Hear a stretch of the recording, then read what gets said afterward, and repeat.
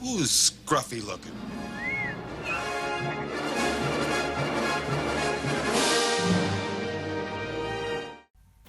Welcome back to the Talking with My Hans channel, everybody. We got more Star Wars Squadrons gameplay coming at you. This is Fleet Battled on Esseles, the Listening Post, one of my favorite maps. We'll get into that in a little bit. First, make sure to give this video a like, subscribe to the channel, comment. Love talking to you guys down in the comments. One of my favorite parts about doing YouTube.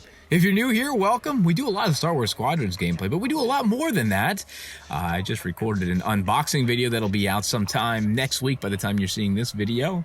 So we do a lot of unboxings. We talk about Star Wars a lot. It's all about positivity here. A lot of negativity going around in the Star Wars fandom these days, and I don't like it. I'm not about that, as the kids would say. I'm all about positivity. Why are we hating Star Wars when there's great things like Star Wars Squadrons out right now that we could be loving? That's all I got to say about that. But anyway, I know what you're thinking right now. You're saying, talking with my Hans. I clicked on this video and TIE Bomber's in the title. I wanted to see you guys wreck. I wanted to see you wreck with a TIE Bomber, and here you are getting blasted out of the sky in an X-Wing. Not cool, dude. I promise the TIE Bomber's coming up, and I'll get to that because I thought that this would be the right play. I'm running TIE Interceptor here with the standard laser cannon, anti-Starfighter missile, cluster missiles, sensor jammer, the standard engine, the standard hull, but this is sort of my go-to setup for the Interceptor. It's just decked out with missiles and guns, and it's basically specialized for taking out other players, and that's what this first stage of Fleet Battles is all about, right? It's all about just taking out the other players. So I thought this would be the play, but I just didn't really get into a quick rhythm here. You see, I hit this guy, end up killing this guy, but it's already 2 quick deaths here as we start off the gameplay, and I didn't feel comfortable. I didn't feel comfortable in the Interceptor. Sometimes I do, sometimes I don't, so I decided to switch over. And you're going to see the build right here. This is the Death Star Dispatch build. My friend Fred over at Death Star Dispatch. We're running the TIE Bomber. We got the Rotary Cannon, Seeker Mines, Multi-Lock Missiles, Sensor Jammer, and then I added the Slam Engine. We're still running the standard hull, but I added the Slam Engine just because I like having that boost build up over time. I don't have to be in engines for that boost to build up. It's only a little bit of a penalty on maneuverability, and when you're the bomber, you're already getting stuck on maneuverability, so it doesn't really matter. This is actually my first game using the Rotary Cannon. You can see me here just struggling to find the right aim, but then I start hitting some shots.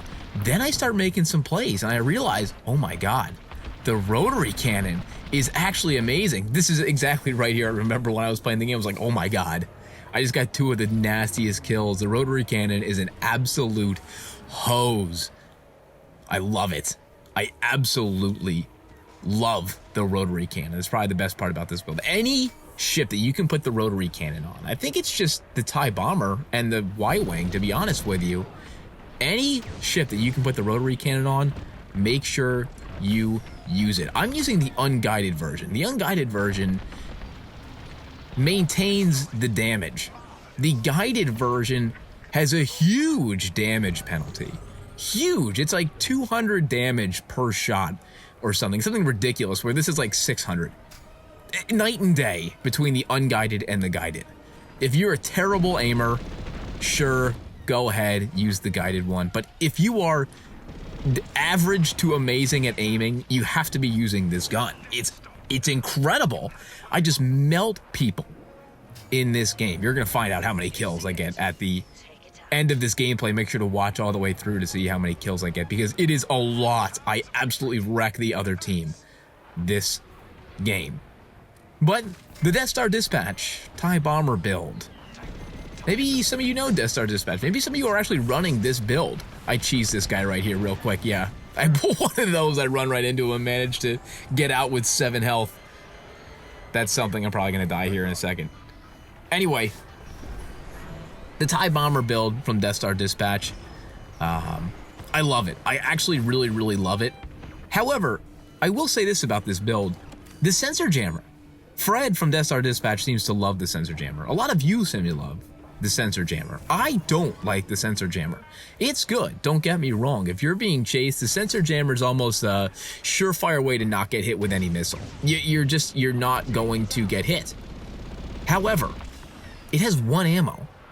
you get one shot with the sensor jammer, and that's it. Sure, you get 40 seconds or whatever it is of, invulnerability from missiles, but to be honest with you, I'm getting killed so many times by gun, by straight up laser cannon, that I feel like the sensor jammer doesn't even matter. I'd rather go for quantity over the quality of the sensor jammer. Maybe chafe particles, maybe seeker missiles or whatever. I can never remember that. Whatever the other one is for the TIE bomber, and I think it shows up on the rest of these starships as well. I'd rather go for something that has a lot of ammo, because I'm getting shot a lot. I'm not just getting shot at once, everybody. We're going to get shot at like 6 or 7 times. I think chaff particles has like 6 ammo. It might not be the best, but gosh, I think you're going to stay alive longer if you use that. So sensor jammer, kind of up in the air right now. You're not seeing it right now in this gameplay, but I actually play defensive a lot with this build. You're going to see that once we fall back here. As you can see, the tide is sort of turning after I absolutely wreck this capital ship with the rotary cannon. Oh my goodness. It's good against everything, guys. You can just wind this thing up and fire it whatever you want. And let me tell you something, this thing has a huge clip. I felt like when I was in all power 2 lasers, I could fire this thing for days. I mean, you could just wind this thing up and sit there and just spray with it everywhere. It goes on and on and on. But anyway, back to me defending the Star Destroyer. I decided to play defensive this game. You don't see me too many times go past those sensor dishes in the foreground there, in the middle of Esseles. This map is sort of divided in 2 in fleet battles. If you go past those dishes, you are going to absolutely get wrecked by the other team and their Nebulon Bs and their Carillion Corvettes and the MC-75. You're going to get absolutely destroyed. But in any sense, you're going to see me play defensive right here. I decided that this build was so good just for posting up, going slow, locking down an objective, and just firing up that rotary cannon and just getting work done. And that's what I do. I kind of bounce in between these 2 things. I take out this Carillion Corvette. As you can see, holy cow, you just absolutely wind this thing up and it just keeps going and going and going. But I play defensive here. I think we talked about it in a previous Star Wars Squadrons gameplay video, but you really have to play tactically in this game. This is not Call of Duty. This is not Battlefield where you can get away with running around and just doing whatever the hell you please. You really can't do that. You have to pick your strategy. And I've realized that over the course of me playing this game. This is still very early on in my Star Wars Squadrons life, this gameplay, but this is like one of the very first, maybe the second or third game where I decided to pick my strategy beforehand when I had these builds, and I decided to play defense. If you see I'm staying on this side of the sensor, I get a little greedy here and go around, but I decided that just posting up and shooting guys as they come across the sensors is probably the best idea. And I get a lot of kills for it. Again, you're going to see at the end how many kills I get. It's absolutely ridiculous, this build. I'm telling you, absolutely ridiculous. But again, even with me playing defensive, even with me doing all the things I'm supposed to do, I still think that there's room for improvement in this setup. We already talked about the sensor jammer. I think I'm going to change that when I hop into the game next, is take the sensor jammer off this class and switch to chafe particles or seeker warheads, something other than this, because I want the quantity over the quality. Multi-lock missiles, kind of give or take, honestly. A lot of people love the multi-lock missiles. I know Fred from Death Star Dispatch loves the multi-lock missiles. A lot of you love the multi-lock missiles.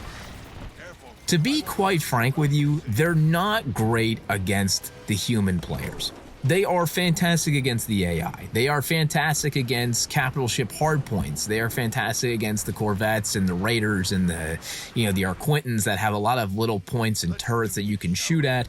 But against the human players, they're really not that good because they have a tendency to lock onto all sorts of different things, not just one person. And it's very, very rare that you just get one person in your sights, right? Usually the other team is all bunched up. They're coming at you in a wave like this, as you see on screen now. Multi-lock missiles, take them or leave them, honestly, with me. You see, like right now, the multi-lock missiles are locking onto AI. I don't want it on the AI. I don't want it to go there, but that's where it's going. Here's what might counter that. I think the ion missile. I got the ion missile not on this build, but I got the ion missile on my X-wing. I got an ion missile set up for my A-wing. I got an ion missile set up for the bomber class on both sides, New Republic and Imperial. But I'm starting to love the ion missile because I'm a big cannon guy. I'm a big guy that's going to shoot you down with gunplay. You know, I love the missiles, but I just can't get on board with the missiles. I feel like they miss too many times. I feel like they don't do what they're supposed to do. They're finicky to me. That's just my opinion. Some people may love the missiles, and if you do, that's great. However, I like, now that I found out this rotary cannon, I love using the rotary cannon. So to be quite frank with you, the ion missile disables the enemy Starfighter, which just gives me a free open target to fire up this rotary cannon and absolutely melt people. So I think that's what I'm going to do. I think I'm going to go in and change that. But you can also sort of run the multi-lock missiles, I think, if you have the ion missiles. That might be a pretty good anti-Starfighter setup as well, right? Lock onto a bunch of people, fire the ion missile, then fire off your multi-lock missiles. That way they have no defense. The missiles are going to hit them, and that way you can still fire off your rotary cannon or your standard laser cannon, whatever you're running. I think that might be a great idea. But this is just me talking out into the void. I haven't turned on the game in a couple of hours, so maybe I'll go back and try something else. How about this? A different hull. You know, I'm running standard hull here, and I've been trying to play around with the different hulls. The last time we did a gameplay, I said I was playing around with the different missiles and all of that different kind of stuff. But to be quite frank with you, I've decided that I think I need to start paying attention to the hulls and the engines and that kind of stuff because I started using Slam Engine, and it saved me a couple of times. I'm not going to lie to you. It has saved me more than a few times having that extra boost, you know, in the tank, or the boost when I needed it most. Here's me playing defensive again, me going and locking down this Star Destroyer, making sure that I'm just kind of circling this area and looking out over the battlefield, seeing if anybody's coming around. We're getting pretty late into the match, so the map becomes a lot tighter here late into the match, and it gets a little bit more chaotic. I love it. Anyway, might have to try around with the different hulls. To be honest with you, you can crucify me in the comments for this, but I don't know a whole heck of a lot about the hulls and what they're all about. Some ships have a lot of different hull options. Some ships have almost no hull options. But I think there's a lot to be lost or gained in the hull. Here's a guy that was just so easy to pick off. This guy's coming like down on top of the Star Destroyer, and he doesn't see me sneak up behind him, and I just open up the cannon. You see I waste so many shots, but I'm able to reset and fire this thing back up and get a kill here, and it's just, wow, the rotary cannon. It's crazy good. But like I was saying, I think there's a lot to be won or lost in the hulls. I think that there's something there. So anybody that has any good suggestions for me, please let me know. What hull is the best hull to use on each of these classes? Anyway, let's talk about fleet battles. Let's talk about the gameplay. Let's talk about how far I've come, or lack thereof, since the last time we talked about fleet battles, which was not that long ago. I'm still trying to figure out in this game where it's okay to be and where it's not okay to be during fleet battles, because there seems to be a very slim margin in some of these maps where you can be safe. Like right now, I think I'm pretty safe over here near my Star Destroyer, but there seems to be a point in time where you cross over a certain threshold in the map, and then suddenly you're getting shot down by every turret known to man. Esseles is sort of easy. I think we talked about this earlier in the gameplay. Esseles is sort of easy to determine where is good and where is bad, especially now late in the match. The MC-75 and the Star Destroyer get closer, and you're sort of divided by those dishes you see on the right side of the screen. Once you go past these dishes, which I don't know if I do right here, I do. Once you go past these dishes, it's all over for you. Especially if you're in a slow ship like mine that's unshielded, you just get ripped apart by auto turrets and the other team, and there's just no chance for you. The auto turrets, man, whew, they are crazy powerful, crazy powerful. But in any sense, some maps are good. Some maps you can tell where the line is. Esseles, you can tell where the line is. Easy. Go past that big sensor dish, you're going to get ripped apart. So if you're not flying A-Wing, if you're not flying X-Wing, you need to be flying a build of the bomber or the support ships, the U-Wing or the Reaper, that allows you to be mobile. If I was a U-Wing or the Reaper, at least on Esseles, I probably would never cross over that threshold. I would probably stay on the friendly side of those sensor dishes just to save my life, because you just don't stand any chance as a slower ship over there. Here's this guy once again trying to dive bomb my Star Destroyer. No thank you, sir. Here's me firing out the rotary cannon. This guy gets absolutely melted by our Star Destroyer. Galatan is the name of the map that we can never remember on this channel, with all the asteroids and it's super orange. I hate that map. I hate it, I hate it, I hate it. That map, unlike Esseles, is very hard to determine where the line is between safe and not safe.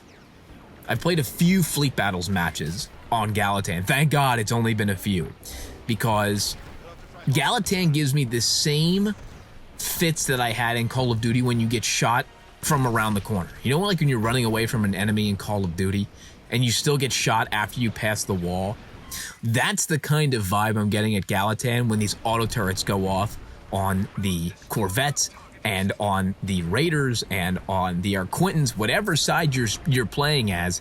It seems to me that, like, you could be in the middle of a bunch of different asteroids and they would still get you. Don't like Galatan. And there's no real way to determine where you are on Galatan. Like, there's no real way, there's no big monuments, there's no, like, defining asteroid that can tell you or give you a sense of where you are. Esseles, so easy to determine where you are on the map. Galatan, not really. The Xavian Abyss, it's very linear, very easy to tell where you are in relation to other people. Even Sasubo had some very iconic landmarks, I guess you could say. That's not, I wouldn't say iconic, but they have noticeable landmarks. They have noticeable different pieces of debris that can help you identify where you are in relation to what is good versus what is bad. Anyway, Esseles. Love Esseles, as you can tell by this gameplay. Starting to get really late in the match here. We gotta start assaulting this MC-75, and this is the point in the match that you have to become disciplined. I think it's easy for us as players to say, I need to help out my team, I need to go over and destroy that MC-75, I need to just do as much as I can, and quite frankly, it gets me in trouble here. You see I come out from behind these sensor dishes, I'm gonna get absolutely lit up. I'm gonna get destroyed. But it's very hard to stay disciplined late in a match when you're so close to winning. It's easy to stay disciplined early in the match when it's sort of even and you know, okay, I got to play defense here. Everybody else will take care of that kind of stuff. I have to play defense, but late in the match, it's very hard to stay disciplined, especially when that MC-75 or the Star Destroyer is so close to being destroyed. Anyway, again, getting really late in the match. I see we're having to defend the Star Destroyer. It's time. This is my time to shine. I got a little bit greedy before. Now I know it's time for me to start helping out my team. This is the part of this is the time in the game where this build, the Death Star Dispatch build, whatever you want to call it, this is where it shines. When people aren't really focused on other players, and you can do easy pickings with this rotary cannon. If you can get yourself into a right area for this rotary cannon just to fire up and shoot off like I did there, I was close to getting that guy. If you can get yourself into that sort of position, you're going to be very, very, very successful in Star Wars Squadrons, in fleet battles at least. Here's this Corvette just absolutely destroying me. just having a really hard time staying away from this Corvette. It just absolutely destroys me. I'm not even sure if I destroy this thing. I think I do. Let's see. This is going to be a surprise just for me. Hey, I do get it. How about that? Nice work talking with my Hans. Thank you, everybody. Thank you. I destroyed that Corvette almost single-handedly. Anyway, I'm getting a little worried here at this point in the gameplay. Our Star Destroyer is just getting absolutely destroyed. I'm like, oh my god, are we going to lose this gameplay? I go absolutely ham and we're going to lose? Ridiculous. But we end up holding the line here just in time so that we can get another chance at the MC-75. Anyway, what was I going to say? We're getting really late into this gameplay. I'm starting to run out of things to say, everybody. Here's what I will say about the Rotary Cannon. That it is less finicky than other guns, but it still has its moments where you're like, are you going to kill this guy or not? There's been a couple of games I've played, not so much this one, maybe a few times in this one, but there's been some other games that I have played with the Rotary Cannon where it feels like nothing's getting done. I feel like I'm shooting and shooting and shooting and shooting. I'm getting hit marker, hit marker, hit marker, but nothing's getting done. I feel like sometimes some ships just have a ridiculous hull amount, or the time to kill is just not consistent whatsoever. Let me know down in the comments if you've made it this far into the gameplay. Let me know down in the comments if you're noticing that the time to kill in this game is all over the map, because I've definitely noticed, especially on things like the Rotary Cannon or the guided Rotary Cannon, where I could be firing off for what seems like ages and no one ever dies. Anyway, we pull away with the victory in this one, everybody. It was a close victory, let me tell you, but we still got him. Let's see how many kills I get this game. It's actually insane. I never get any of these awards. Why don't I get any of these awards? I gotta be better next time. Anyway, this is me still early on in my gameplay. Let's see how many kills we get. It's going to be a lot. I'll tell you right now, it's 20. I get 20 kills in this gameplay with the Rotary Cannon. First game with the Rotary Cannon, 20 kills. And some ridiculous amount of Starfighter damage dealt. 17,000, over 17,000 Starfighter damage dealt. Anyway, hope you guys enjoyed this one. And until next time, everybody, we'll see you later.